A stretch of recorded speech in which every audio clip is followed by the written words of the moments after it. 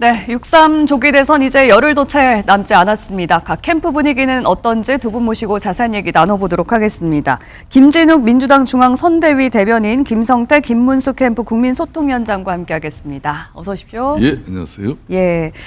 자, 선거 운동 후반부에 접어든 캠프별 움직임부터 영상으로 먼저 보고 오시겠습니다.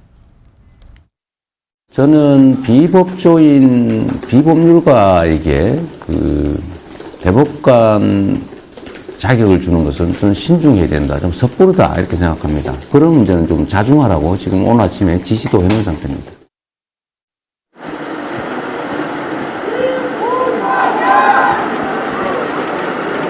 우리 김문수 후보님께서 우리 박 전 대통령님이 과거에 선거의 여왕이라는 말씀도 들으셨고 어떻게 하면 이길 수 있는지 좀 지혜를 달라 이런 말씀을 하셨는데 박 전 대통령께서도 선거는 정말 진심으로 하면 된다. 진정성 있게 국민들에게 다가가면 반드시 이길 것이다. 이런 말씀 하셨고. 예. 자, 이제 선거까지 시간이 정말 얼마 남지 않았습니다. 후보들도 상당히 좀 조심스러워하는 분위기인 것 같고 좀 안방을 지키기 위해서 노력하는 모습도 보이고 있는데 먼저 이 얘기부터 좀 여쭤봐야 될 것 같아요. 이재명 후보, 민주당 일각에서 비법조인도 대법관으로 될 수 있게 만들도록 하는 개정안을 추진 중인 것에 대해서 당과 본인 생각은 아니다. 이렇게 얘기를 꺼냈거든요. 이게 대선 후보와 상의를 하지 않고 당에서 이런 개정안을 밀어붙일 수 있는 겁니까? 밀어붙였다라기보다는 일단 개별 의원들은 언제든지 입법 활동을 할 수 있는 거니까요. 예. 그런 취지에서 입법이 좀 있었던 것 같고 발의는 일단 된 것 같습니다. 네. 그런데 이 부분에 대해서 모든 걸 다 후보나 또는 선대위와 논의하는 과정들 속에서 진행될 수 있는 건 아니고요. 예. 이거 특히 이 법률안 같은 경우에는 지금 당에서 어떤 당론으로 추진하고 있는 하자 이런 논의가 있었던 것도 아니에요. 예. 그래서 저희도 사실 이런 입법이 있었다라는 것이 이제 나중에 이제 기사를 통해서 확인된 이후에 이제 확인이 된 것이고 그 부분에 대해서 논란이 좀 일어나니까 네. 이재명 후보가 직접 진화를 하신 것이다 이렇게 보는데 결과적으로 보면은 이 부분에 대해서는 지금 이재명 후보도 좀 전에 얘기를 했습니다만 네. 비법조인이 대법관으로 될 수 있게 하는 부분에 대해서는 섣부르다. 네. 그리고 신중해야 한다라는 입장. 그리고 이런 그 부분에 대해서는 국민들께서 걱정을 많이 하시는 부분도 있기 때문에 예. 자중해야 된다. 이런 부분에 대해서는 확실하게 이제 선을 그었다. 이렇게 보여지고 다만 지금 이 변협에서도 이 논란이 되는 그 개정안을 가지고 얘기가 나왔던 것 중에 하나는 뭐냐면 일단 대법관의 숫자가 지금 14분이신데 예. 이것을 좀 늘리는 증원하는 부분에 있어서는 동감한다라는 입장을 밝히셨어요. 네.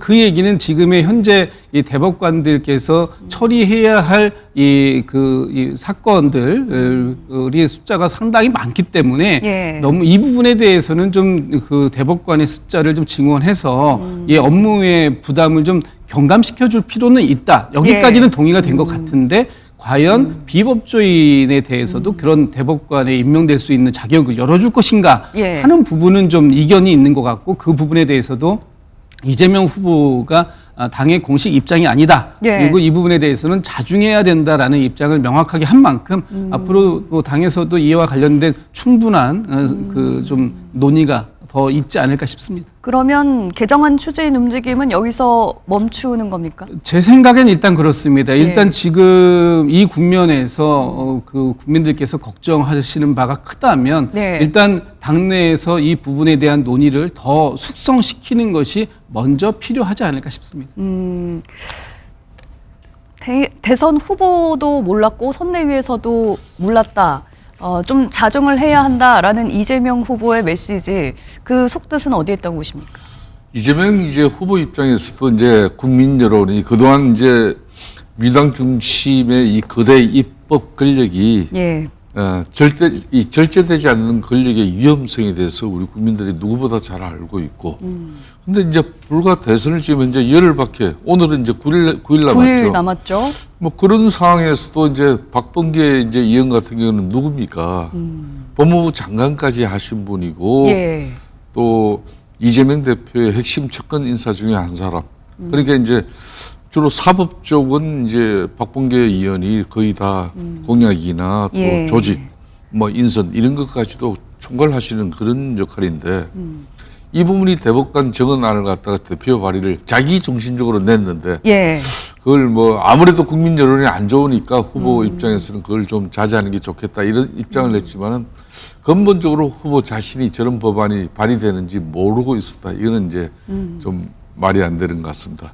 상대적으로 이제 저런 부분도 국민 여론이 충분하게 대법관 정언이 과연 이제 국민적 합의, 국민적 동의 그런 가운데 또 상당히 사법부 내에서 많은 논의 끝에 이렇게 실질적인 정언을 이뤄내는 그런 뭐 절차적 그 정당성 이런 부분이 이루어지면 좋은데 저거는 지금 현재 이 과도한 입법 권력 즉 민주당 중심으로서 일방통행식 저런 대법관 정언 부분에 대해서는 국민 여론이 만만치 않다는 걸 우리 이재명 후보께서도 잘 파악하신 것 같아요. 예. 국민 여론을 의식한 발언이었다라고 말씀해 주셨네요. 김문수 후보의 행보도 좀 살펴볼까요? 어제는 박근혜 전 대통령을 만나고 왔거든요. 아무래도 보수층을 결집시키는 데 주력을 하겠다. 이런 행보로 읽으면 될까요? 저는 뭐 그렇게 읽어도 뭐 무리는 아니라고 봅니다. 왜 그런가 하면은 치열한 당내 경선을 치른 과정에 뭐 이 선거는 이제 치열한 경선을 치르면 이 경선이라는 것은 부모, 형제, 자식 간에도 이게 치르고 나면 돌아오지 않는 강이 돼버리고 예. 아주 왼수가 되는 건데 이걸 그 치열한 경업을 치르고 난 이후에 후유증을 치료하고 또 수습하는 시간도 없었어요, 사실상. 그뿐만 아니라 마지막 이제 또 최종적인 박혀 있는 한덕수 또 대행하고의 후보 단일화 문제가 있었기 때문에 예. 사실상 전통적 지지 기반인 TK와 PK에 상당히 우리 진영 후보에 대한 그 이완이 컸었어요. 네. 그러니까 혼란이 있었다는 거죠. 이걸 지금 현재 추스리고 이제 40% 후반대에 있던 지지가 이제 TK부터 이제 60%대 진입하고 PK도 이제 이재명 후보에게 분명히 지고 있는 상황에서 이제 좀 앞서가는 그런 측면에서 이 변화를 만들어냈죠. 예. 뭐 그런 가운데 박근혜 전 대통령은 그래도 TK 정치의 상징적인 그런 전직 대통령이니까 당연히 보수 결집에도 도움이 될 거다. 하나로 뭉치기 위한 어떤 그런 방문이고 좋은 메시지를 또 전달받고 했죠.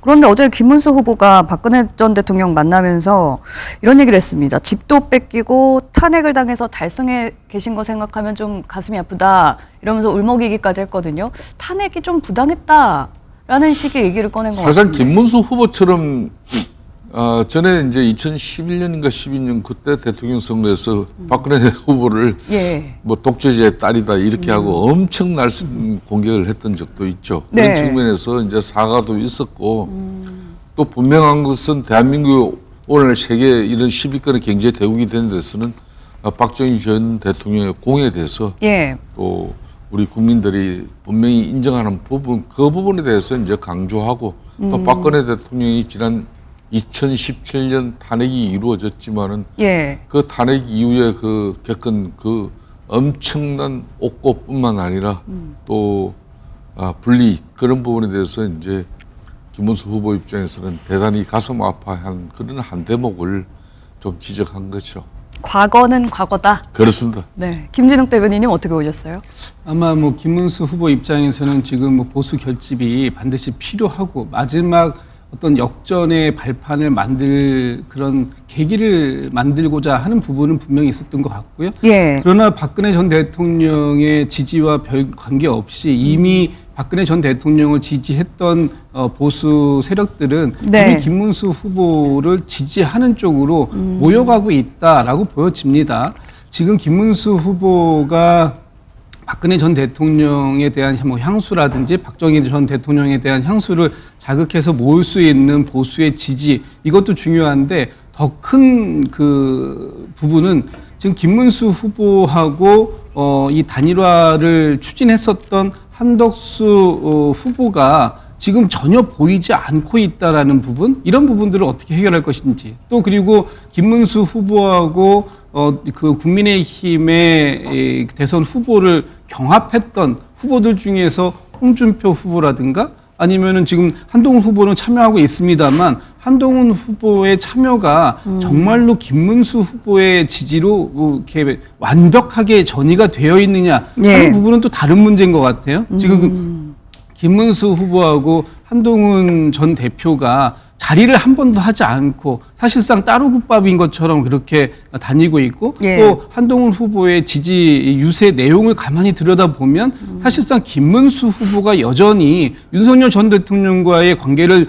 끊어내지 못하고 있는 이런 부분들을 비판하는 내용도 상당히 있거든요. 그렇다면 지금 김문수 후보 입장에서는 뭐 바깥쪽에 계시는 박근혜 전 대통령을 찾아다니면서 이 보수의 결집을 좀 도와달라라고 읍소하는 것도 중요하지만 실제 당 내에서 본인과 경합했던 분들과의 소통 그리고 그 화합, 통합을 통해서 당 내의 결속을 다지는 부분, 이 부분도 상당히 중요한데 지금 이 부분을 좀 놓치고 있는 게 아닌가라는 생각이 좀 듭니다. 예, 후보들이 왜 이런 행보들을 하고 있는지 지금까지 나온 좀 판세들을 들여다보면 또 답이 나올 수 있을 것 같습니다.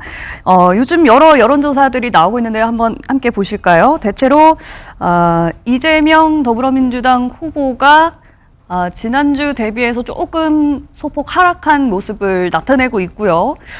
국민의힘 김문수 후보 그리고 개혁신당의 이준석 후보는 약간 오르고 있는 모습을 나타내고 있습니다. 김성태 위원장님, 지금까지의 판세대로라면 이제 김문수 후보가 상승세를 좀 탔다 이렇게 그렇습니다. 또 이재명 민주당 후보의 흔히 말하는 대세론. 그러니까 이재명 후보가 그동안 몸조심을 너무 많이 했어요. 그냥.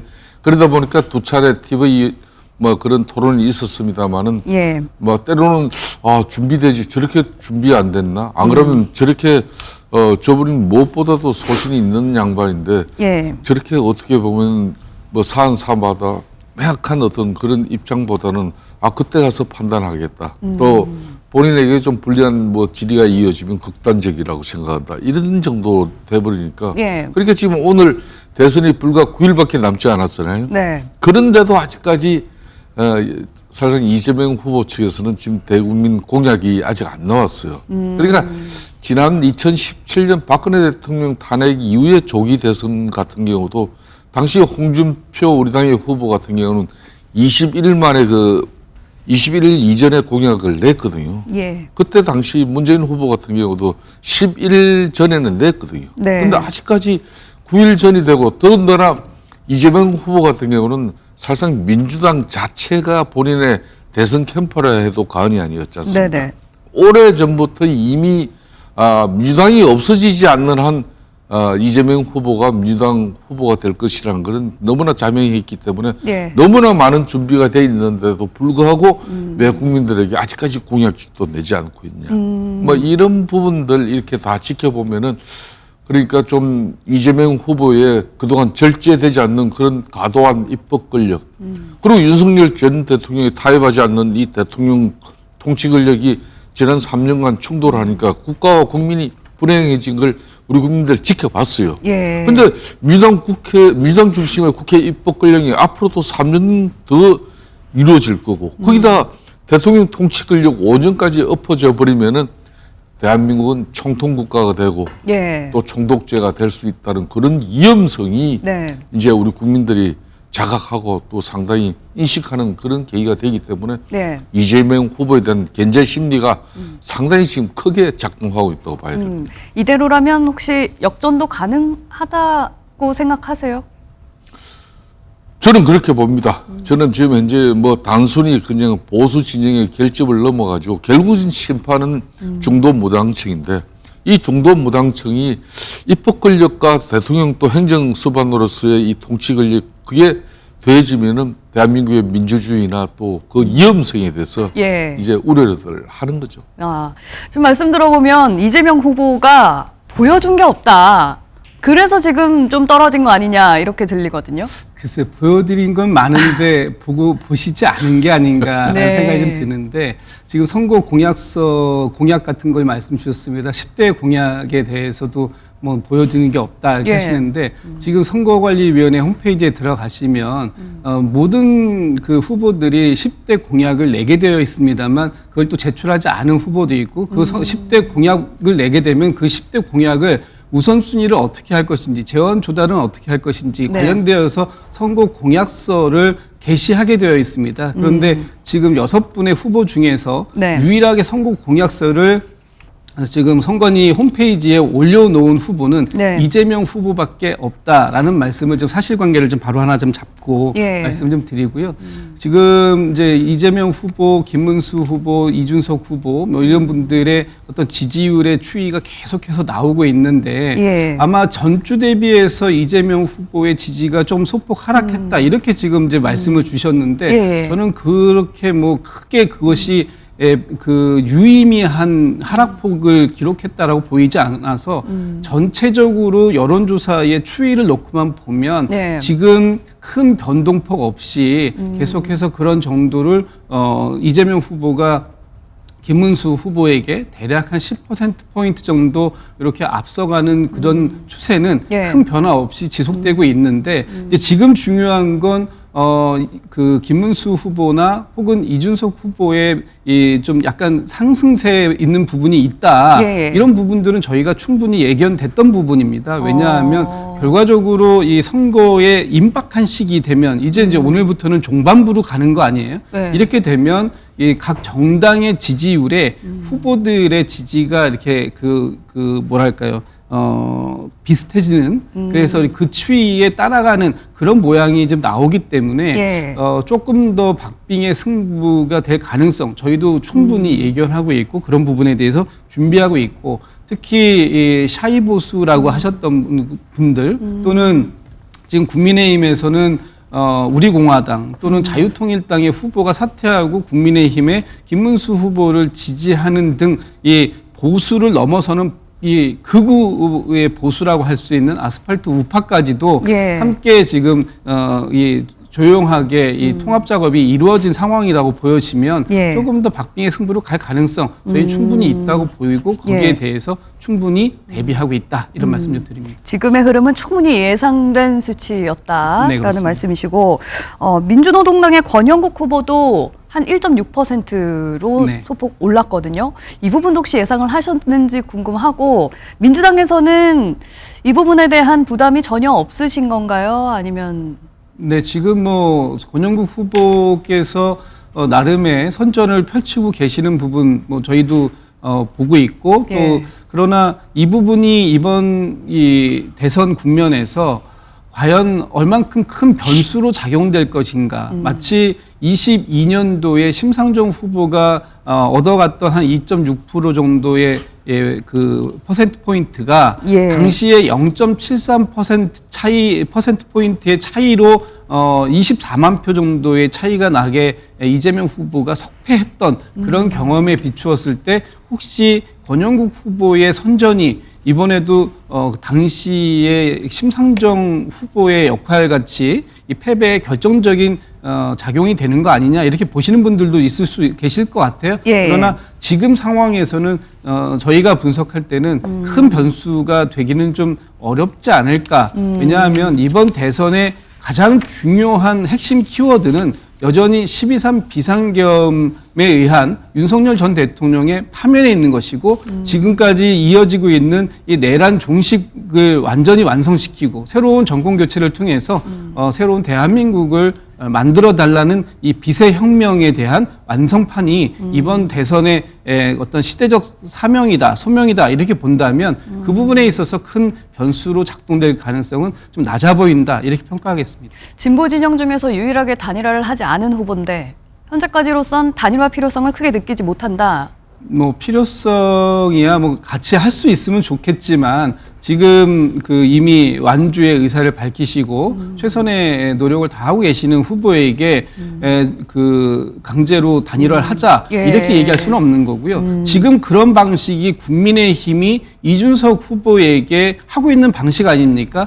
지금 국민의힘에서는 이준석 후보에게 단일화를 얘기하면서 사실상 후보 사퇴를 종용하고 있는 이런 모습이기 때문에 저희마저도 그럴 수는 없다. 최선을 다해서 각자 소신껏 또 정당의 입장을 국민들께 피력하고 그 부분에 대해서 평가받는 것이 이번 대선에서 필요하지 않을까 이렇게 생각하고 있습니다. 예, 말씀을 하셨으니까요. 지금 아주 관심이 집중되고 있는 범보수 진영의 단일화 얘기 좀 해보도록 하겠습니다. 어떤 얘기들이 오고 있는지 영상부터 보고 오시죠.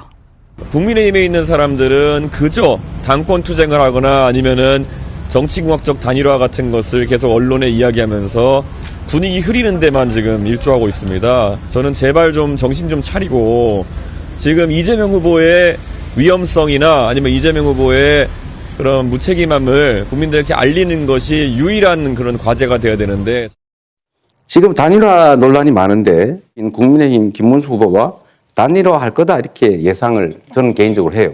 근데 당권을 주겠다든지 총리를 맡겨주겠다 이런 제안이 있었던 걸로 보이는데 뭘 또 거래를 하는 거 이런 거 불법 아닌가요? 저는 결국 이재명 후보가 음모론적이고 세상을 참 삐딱하게 보고 있다는 것을 다시 한번 증명하고 있다 이런 생각을 합니다. 단 한 번의 예외 없이 단일화에 관심 없다고 이야기하고 있습니다. 이재명 후보는 그냥 본인의 망상 속에서 계속 그것만 두려운 겁니다.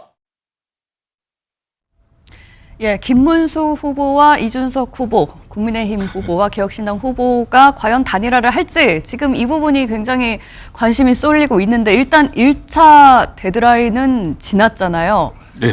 2차 데드라인으로 꼽히는 29일 전까지 혹시 그렇습니다. 기대를 하고 계시나요? 이 단일화라는 것은 이제 뭐 87년 개헌 이후에 예. 그러니까 이제 유력 뭐 후보와 상대적으로 또 그 유력 후보를 끊기 위한 유일한 수단이 단일화거든요.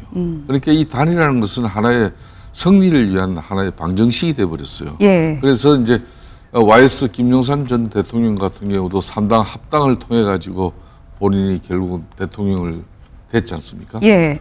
거기에 영향받은 이제 김대중 전 대통령 같은 경우도 DJP 단일화를 통해 가지고 또 네. 대통령이 됐고 역시 노무현 전 대통령 같은 경우도 정몽준 전 대통령 흑적 단일화 이런 예. 것들이 계속 단일화의 역사예요.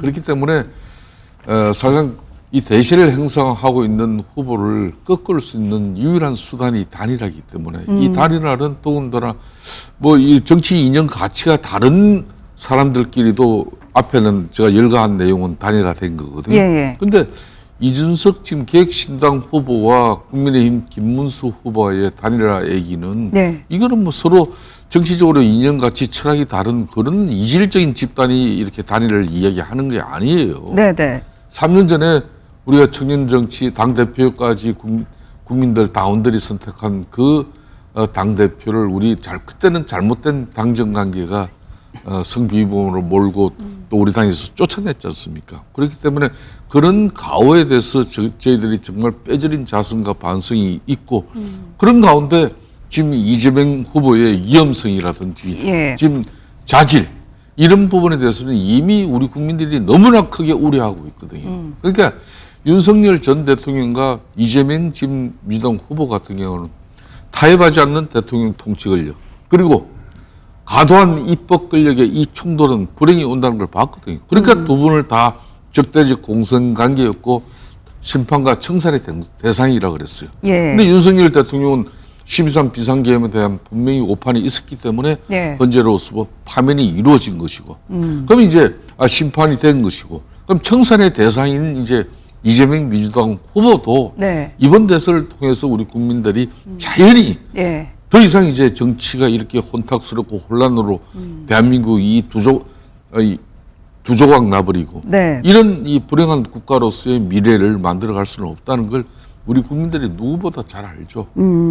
단일화가 무조건 그렇기 때문에 단일화를 우리 국민들은 끝까지 지켜보고 또 희망의 끈을 놓지 않을 것이다. 저는 그렇게 보고 있습니다. 근데 국민의힘에서는 이제 단일화를 해야 된다라고 하는데 이준석 후보는 지금 그렇게 생각하지 않고 있잖아요.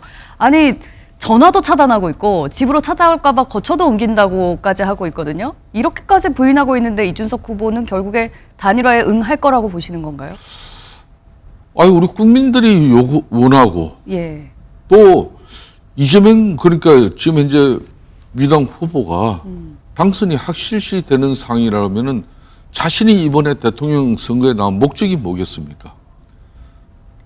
국민의힘 보수 정당의 후보를 떨어뜨리기 위해서 나오지 않았어요. 과거 어느 뭐 후보처럼 분명한 사실은 지금 이제 과도한 입법 권력의 중심에 섰던 민주당의 이재명 후보를 자신이 네. 직접 꺾겠다는 그 의지로 나왔기 때문에 이재명 후보를 자신이 꺾지 못하는 상황이라면은 그럼 당연히 단일화 논의를 막판에 할 수밖에 없는 거 아니겠습니까? 저는 그 희망의 끈을 결코 국민의힘이든 이준석 개혁신당 주변의 많은 사람들이든 놓을 수가 없다고 저는 보고 있습니다. 예, 결국에는 단일화를 할 거다라고 보고 계시는데 이준석 후보는 그럼 지금 뭘 고민하고 있을까요? 단일화도 할 거라고 보세요? 글쎄요, 뭐 단일화의 가능성 여부 저는 뭐 완전히 닫혀 있는 건 아닌 것 같아요. 이준석 후보의 발언이 강경하면 강경하게 단일화는 없다라고 얘기할수록 네. 또 단일화에 대한 필요성을 지금 국민의힘에서처럼 주장하시는 분들이 있기 때문에 예. 마지막에 어떤 선택을 할지는 뭐 이준석 후보가 또는 그 개혁신당이 정리해 내겠습니다만 네. 저는 좀 이런 말씀을 좀 드려보고 싶어요. 좀 전에 그 우리 존경하는 김 의원님께서 김문수 후보와 이준석 후보는 이념, 가치, 철학에서 다르지 않다. 그러니까 하나의 정당에서 함께 했던 사람이다. 이런 부분들을 말씀을 주셨던 걸로 저는 이해하는데 예. 그럼에도 불구하고 지금 저기 많은 국민들께서는 김문수 후보가 당선되는 것은 네. 윤석열 정부의 시즌2가 될 것이다. 이렇게 인식하고 있는 분들이 많습니다. 왜냐하면 김문수 후보가 보여줬던 이 12.3 비상계엄에 대해서 옹호하는 듯한 자세, 또 윤석열 전 대통령의 파면에 대해서 반대했던 그런 모습들. 그런데 이 부분에 정반대에서 누가 있었냐 하면 이준석 후보가 있었다는 겁니다. 예. 이준석 후보는 지금도 국민의힘을 내란 세력이다라고 지칭을 하고 있습니다. 예. 그 얘기는 이준석 후보처럼 12.3 비상계엄에 반대했고 윤석열 전 대통령의 파면에 찬성하는 이 두 가치관이 어떻게 같을 수 있다라고 평가를 받을 수 있는지, 그래서 지금 이런 상황들이 명확하게 정리되지 않은 상황 속에서의 단일화라는 것은 결과적으로 보면 정치적인 야합에 불과하다, 이런 비판을 받을 소지가 매우 크고요. 그런 부분에 있어서 과연 김문수 후보가 어떤 입장을 바꿀지 뭐 이런 부분들은 여전히 남아 있는 부분이다라고 보이고, 저는 말씀 나온 김에 지금 제 개인적으로 한번 이런 생각을 해봅니다. 김문수 후보가 집권을 하게 되면 예. 윤석열 전 대통령에 대한 사면 복권은 이루어지는 것 아닐까. 지금 12.3 비상계엄의 내란 사태를 일으키고 내란 우두머리 혐의로 재판을 받고 있는 윤석열 전 대통령이 김문수 후보의 당선을 강력하게 지지하고 있는 이유도 예. 본인의 사면 복권을 기대하고 하고 있는 건 아닐까라고 본다면 이 부분에 있어서도 김문수 후보는 좀 명확한 입장을 좀 내주셔야 되는 건 아닐까라는 생각을 하고 있습니다. 예, 혹시 이에 대해서 하실 말씀 있으신가요? 그렇습니다. 오늘 이제 김문수 후보가 윤석열 전 대통령하고의 관계에 상당히 의미 있는 입장을 냈습니다. 즉 그러니까 지난 윤석열 대통령이 당과 가져갔던 그 당정 관계는 분명히 수직적이었고 예. 윤석열 대통령이 당무에 개입했고 또 심지어 공천까지 그런 논란을 이어지게 갔다. 그렇기 때문에 12.3 비상계엄 같은 이런 잘못된 판단이 있을 수밖에 없었다. 이런 뭐 살짝 우회적인 입장인 것이죠. 예. 그래서 이제 앞으로 자신은 어떤 경우든 당무에 개입하지 않겠다. 그래서 상호 존중 협력에 이런 건강한 당정 관계 가져가겠다는 것이고, 당무 개입 논란 갈등은 어떤 경우든 불식시키다. 예. 공천 개입이라든지 또 대통령이 당이 사당화되는 이런 일은 없을 것이다. 네. 뭐 그래서 이런 내용들을 지금 현재 김용태 비대위원장이 전국위원회에다가 당헌당규 개정안을 통해서 이 내용을 당헌당규에 명확하게 박아내자. 네. 뭐 그럴 정도로 지금 이제 윤석열 전 대통령하고의 관계 문제를 분명히 정리를 하는 겁니다. 예. 그렇기 때문에 김문수 후보가 이번 6.3 대선에서 당선되는 것이고 윤석열 대통령이 쉽게 말하면은 이번 조기 대선에서 다시 자신이 면죄부를 받아서 사면되는 거나 마찬가지다.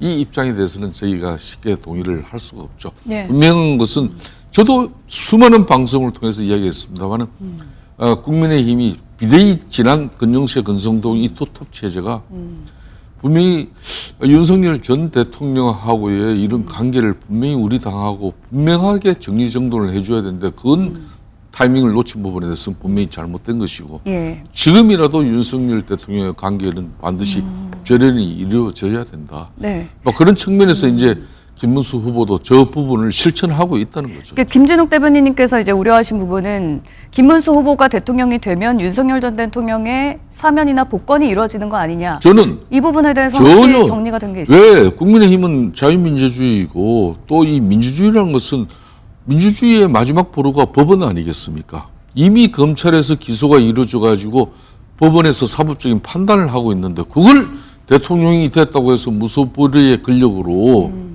다시 윤석열 대통령의 재판을 갖다 중지시킬 수 있는 법을 우리는 가지고 있지 않아요. 근데 민주당 같은 경우는 지금 이재명 후보가 대통령이 되면 재판 중지법이라는 그 카드를 손에 쥐고 있지만 예. 국민은 그런 입법 권력이 없어요. 그렇기 때문에 그런 우려는 안 하셔도 저는 될 것 같아요. 예, 알겠습니다. 저희가 이제 단일화 얘기를 하다가 이렇게 좀 얘기가 흘러가는데 조금 전에 소식이 좀 들려왔습니다. 홍준표 전 시장이 어떤 의사를 좀 밝혔는데요. 뭐라고 했는지 한번 보실까요? 이준석에 대한 투표는 사표가 아니라 미래에 대한 투자다. 이 말의 뜻을 어떻게 읽어야 할지 지금 두 분의 생각을 한번 여쭙고 싶습니다. 이렇게 되면 홍준표 전 시장은 지금 하와이에 있는데 이번 주에 국민의힘 의원들 갔다가 그냥 돌아오지 않았습니까? 이러면은 이준석 후보를 지지하겠다라는 선언으로 받아들여도 될까요? 뭐 그렇게 읽히는 거 아니겠습니까? 네. 지금 국민의힘에서 이준석 후보에게 투표하는 것은 사표다. 예. 그렇기 때문에 반드시 단일화가 필요하다라는 주장을 지금 국민의힘에서 하고 있는데 홍준표 전 대구시장께서 이준석에 대한 투표는 사표가 아니라 미래에 대한 투자다라고 한다라는 것은 네. 어떤 형식으로든 이준석 후보를 지원하는 그런 느낌으로 저는 읽히거든요. 예. 그렇다면 지난번 하와이 특사단 뭐 저는 뭐 하와이 설득조라고 보는데 예. 이 설득조의 설득은 사실상 실패한 것이 아니냐. 뭐 그분들이 귀국해가지고 홍준표 전 대구시장이 김문수 후보를 지지하기로 했다라고 말씀하셨지만 사실상 그 지지는 없었던 것이다라는 셈이 되는 것이죠. 그래서 오늘 홍준표 전 대구시장의 이 메시지는 예. 국민의힘에 상당한 파급력이 좀 미치지 않을까 싶습니다. 지난번에 이제 미국 하와이 가기 전에 홍준표 전 시장이 이번 싸움은 이재명 대 이준석이 될 거다 하고 떠났었잖아요. 그때는 그냥 한 소리가 아닌가 싶었는데 이렇게 되면은 김문수 후보 측에서는 상당히 좀 힘이 빠진다 그래야 될까요? 어떻게 보고 계십니까? 저는 이제 김문수 후보 입장에서 이제 6.3 이 대선에서 상당히 의미 있는 성적표를 손에 쥐기 위해서는 예. 그동안 우리 당이 윤석열 대통령 당적 관계에서 우리 당이 그냥 자신들이 그냥 수직적인 당정 관계를 그냥 자처하고 심지어 윤비 어천가만 난무하는 그런 당이 됐다는 그 자성과 반성 분명히 있어야죠. 예. 그걸 한동훈 전 대표도 지금 이야기하고 있고 그런 반성 속에서 국민들에게 호소를 하고 있는 겁니다. 예. 저 오늘 홍준표 전 시장의 저런 입장은 이준석 계획신당 후보에 대한 절대적인 존중이 이루어진 가운데 존중이 이루어진 가운데 이재명 후보 그러니까 절제되지 않는 민주당 이재명 후보가 행정부의 수반이 됐을 때 그걸 어떻게 할 것이냐 그걸 고민해라 그 메시지예요. 그러니까 그동안 저도 생각해도 좀 국민의힘 측의 일부 의원들이 언론 프레임만 의식한 듯한 그런 공통정부 이야기를 꺼내고 국무총리 당권 명예회복 이런 이야기를 뭐 지금 아닌 말로 이 중요한 판에 예. 그걸 매개로 해가지고 단일화를 한다? 이건 누가 어느 국민이 그게 따를 겁니까? 저는 그건 대단히 잘못된 생각들이라 그랬거든요. 네. 그러니까 그런 차원에서 홍준표 전 대구시장은 너들 그렇게 단일화 요청하지 마라. 그러니까 이준석 계획신당 후보의 저 메시지에도 니들 저걸 갖다가 소중한 목소리로 너들이 반면교사로 그렇게 삼아라. 이런 메시지 아니겠습니까? 그러니까 이준석 후보를 존중하는 것이지 그 이상의 뭐 지지 의사나 이런 건 아니다라고 읽으시는 건가요? 제가 뭐 같이 당대표, 원내대표를 같이 한 사람이기 때문에 저분은 한때 박근혜 전 대통령을 갖다 제명까지 시키면서 출당하고 당을 다시 회복시킨 그런 가단성이 있었던 사람이에요. 그렇기 때문에 출국하기 전에 분명히 나갈 수도 그렇고 자기는 이 당 탈당했고 예. 또 누구를 돕지도 않을 것이다. 분명하게 했기 때문에 네. 그래도 뭐 자기가 몸담았던 우리 보수 정당이 윤석열 대통령 때처럼 그런 당이 돼서는 안 된다. 그걸 강조하는 거죠. 그러기 위해서는 이준석 개혁신당의 저 목소리 존중하면서 예. 그런 가운데 함께 할 수 있는 그런 고민을 해라. 이런 거 아니겠습니까? 알겠습니다. 갑작스럽게 이제 뉴스 시간에 이런 소식이 들려서 조금 당혹스러우셨을 것 같기도 한데요. 오늘 두 분 말씀은 여기까지 듣도록 하겠습니다. 고맙습니다.